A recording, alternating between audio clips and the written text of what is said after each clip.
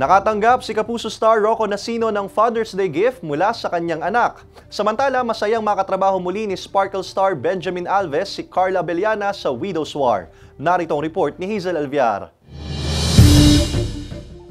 Ibinida ni Kapuso actor Rocco Nacino ang kanyang natanggap na kauna-unahang Father's Day gift mula sa kanyang anak. Isa itong drawing na ang mismo niyang anak ang gumawa with matching explanations. Nagpasalamat naman si Rocco sa kanyang misis na si Melissa na siyang tumutulong sa kanilang anak sa mga developmental activities kagaya ng pagdodrawing.